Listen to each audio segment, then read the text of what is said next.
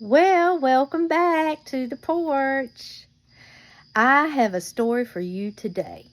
Did you know that North Carolina's first flag wasn't the one that you see today with the red and the blue and the N and the C? No, ma'am. Our first flag had a hornet's nest on it. And that is today's porch story. I am continuing North Carolina's role in the Revolutionary War. And so most of these stories you can find on my Substack, Our Native Carolina.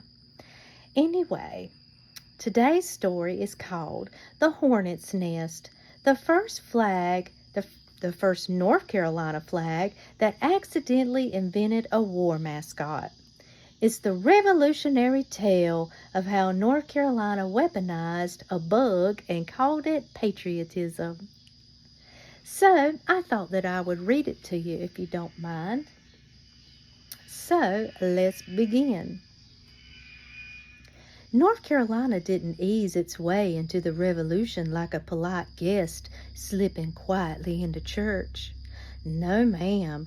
We showed up early, loud, and already irritated like a deer ate every last tomato off the vine, right when you were finally feeling proud of your backyard garden.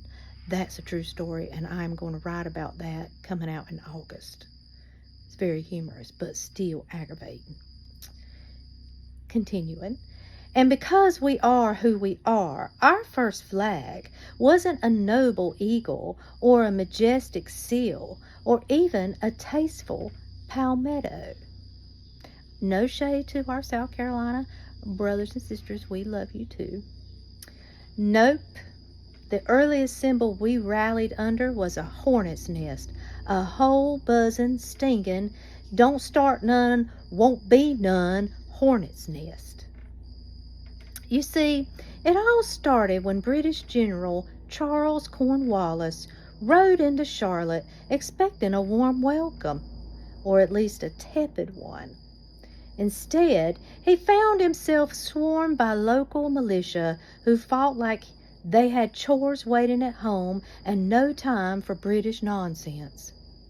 After a few days of being stung from every direction, Cornwallis declared Charlotte a damn hornet's nest of rebellion, which is British for, these people are out of pocket. Naturally, we took that insult, embroidered it on a banner, and said, "Thank you kindly," because if there's one thing Carolinians excel at, it's turning shade into branding. Before it became a badge of honor, the hornet's nest was simply a fact of Carolina life. Hornet's nest hanging under eaves, tucked in barn rafters, and waiting to ruin somebody's Saturday just trying to be outside minding your own business. By the mid-1770s, it had become something else entirely. A symbol of a people who were tired of being told what to do by folks who don't even live here. Long before Cornwallis ever muttered his famous insult, the Piedmont was already simmering. The regulator movement of the 1760s, our warm-up rebellion, had left the back country full of people who were not, under any circumstances, in the mood for more government meddling. These were farmers, millers, hunters, and Scotch-Irish settlers who had perfected the art of being stubborn on purpose. We love our Scotch-Irish. So when the Revolution arrived, North Carolina didn't need convincing. We were already halfway out the door with our boots on.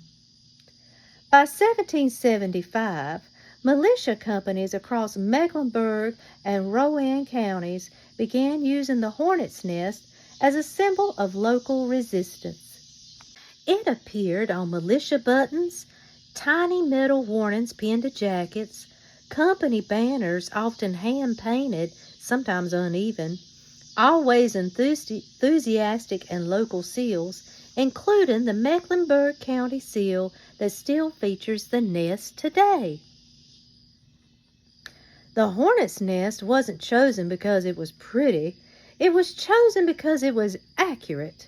The Carolina militia didn't fight in neat lines like European armies.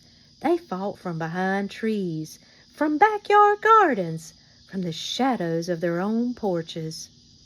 They stung fast, stung hard, and then disappeared before the British could reload. When Cornwallis marched into Charlotte in 1780, he expected a quiet occupation.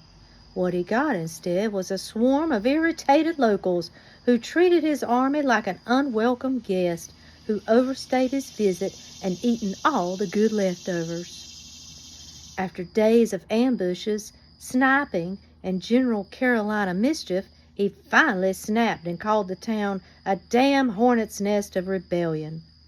And that is the moment North Carolina became a brand. Well, I hope you enjoyed this porch story today. And don't forget, my Substack is Our Native Carolina. Come on over and sign up. It's absolutely free. And you can learn more North Carolina history this month and its role in the Revolutionary War. Well, I'm going to finish sitting here on my porch this evening.